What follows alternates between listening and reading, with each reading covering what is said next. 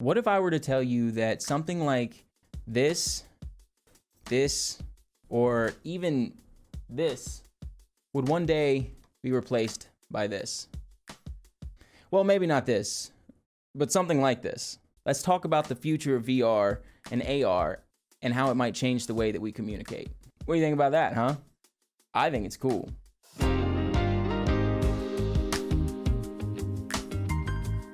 Logitech recently partnered with Facebook to develop a Bluetooth keyboard that has the ability to be brought into and then tracked within a virtual environment. And if you're like me, you probably heard that sentence and couldn't help but think about all the cool things that could entail.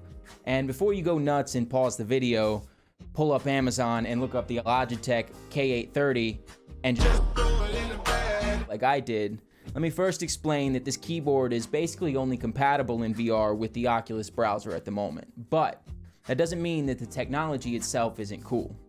And honestly, it got me to thinking about how sick the future of VR could be. You know. Because of the implication. The idea of bringing items from the real world into VR is intriguing to me. It got me to thinking about how convenient it would be to bring things such as your phone into VR.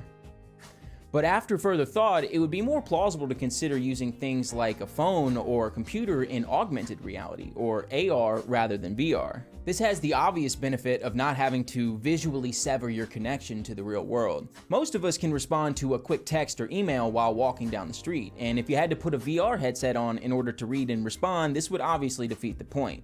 For now, as gamers, sure, bringing your phone into virtual reality would be super useful, and I'm not arguing its convenience for a very niche group of extremely busy VR enthusiast multitaskers such as myself. But would this be a revolutionary technology? I don't think so. So how would you make using a phone more convenient than it already is?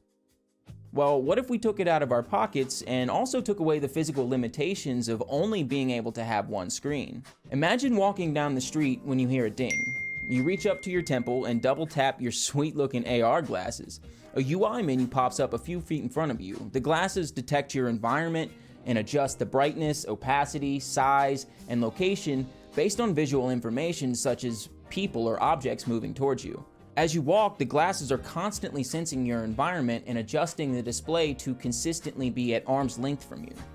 You look down and you see a notification indicating a new message, so you reach out and you grab the message icon and you toss it up in front of you. You think about snapping your fingers to vocally respond, but by now you've made your way into a group of people. Instead, you look down at your right palm and slide it to the left, and a virtual keyboard pops up. While you're responding, you remember that funny meme that you were going to send them a while back, so you reach down, grab the browser icon, and toss it up next to your message. You then slide your virtual keyboard over, grab the YouTube link, and drop it into your message, send it, double tap your glasses, and go about your business. Having access to as many screens as necessary and actions linked to simple and intuitive hand gestures could lead to a drastic quality of life improvement in communications. They could most likely be programmed to detect dangerous environments and implement safety protocols to limit use while doing things such as driving or operating machinery. In theory, GPS can do that currently with our phones today, but I could see this leading to some issues, such as people trying to use their phone as a passenger. But the AR glasses could detect something like a steering wheel in view and differentiate the passenger from the driver. It's also possible that they could even utilize eye tracking data to realize exactly where the user's attention is drawn and alert them of peripheral threats.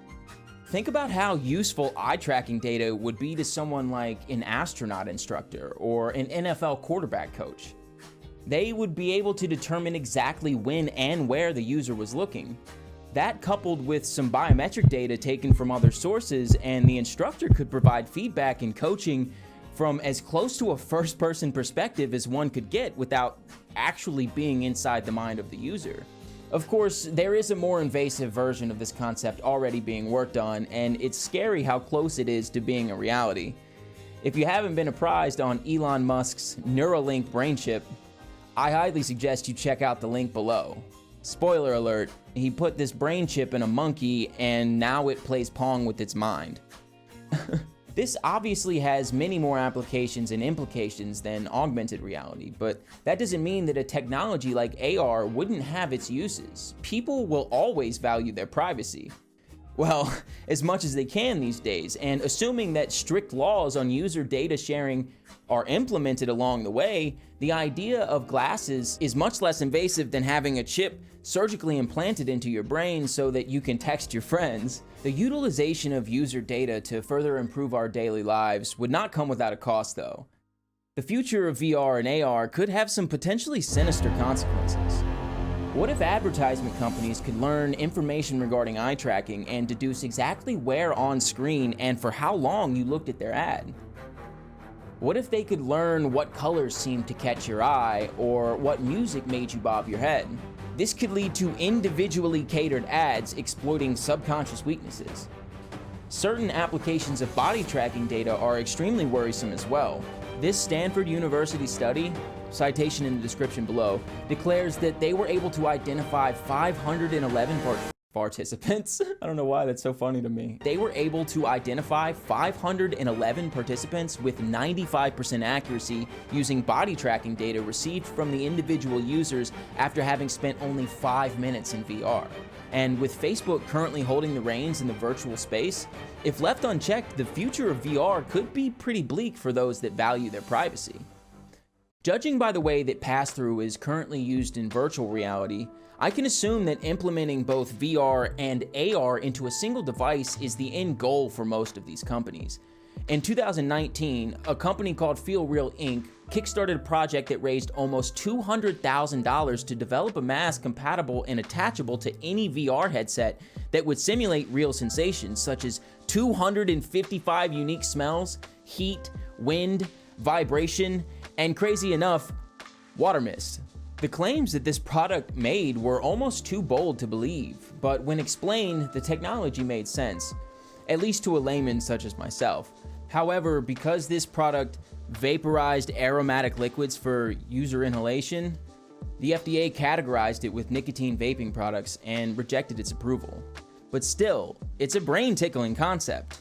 Those AR glasses that I mentioned earlier, super sweet looking by the way. Imagine getting home from a long day at work, kicking back on the couch, triple tapping your frames, and being transported to your favorite beach in the entire world, as you literally smell the ocean and feel the mist from the ocean breeze. Maybe you even have a bucket of sand to rub your toes in while you relax. Just for a few minutes though, because now that you're home from work, it's time to start working on that YouTube video that you're late on. There are plenty of ways to conceptualize how AR and VR could convenience our recreational lives, but let's talk about something more important in my opinion. How could it affect our learning and our education?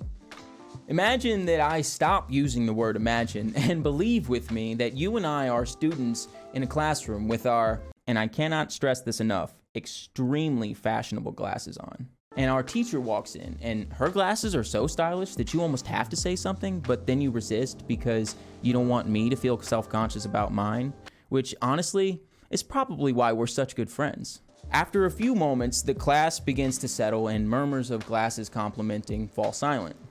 You and I look at each other in anticipation. You see, today we're going on a field trip for science class and we plan to step foot on every planet in the solar system to learn about its environment. Our teacher instructs us to double tap our glasses as she grabs at the air and throws nothing at the center of the room, and a link appears in front of everyone's AR. We grab our respective links and then take one last excited look at each other and squeeze the link.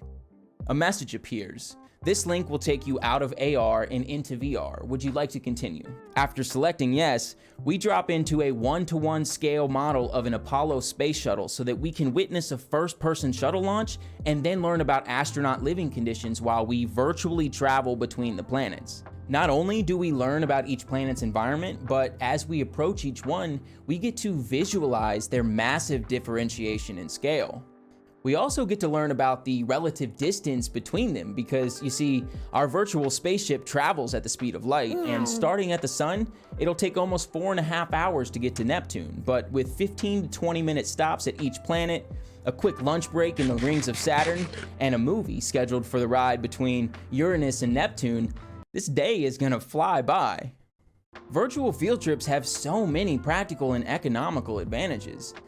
There is no need for permission slips, chaperones, school buses, or travel expenses, with the added benefit of no chance of a kid getting lost, injured, or abducted.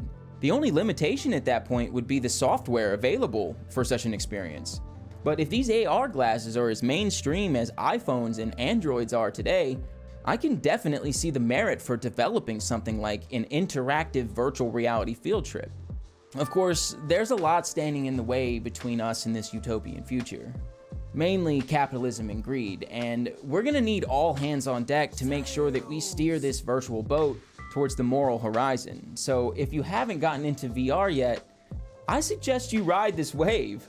And if you haven't picked up your headset in a while, go do it. Like now. No, seriously, there's only like 2 seconds left in the video. Whew. Now that they're gone, I feel like I can finally say what I've been wanting to say to you this whole time. You are absolutely rocking those glasses, man!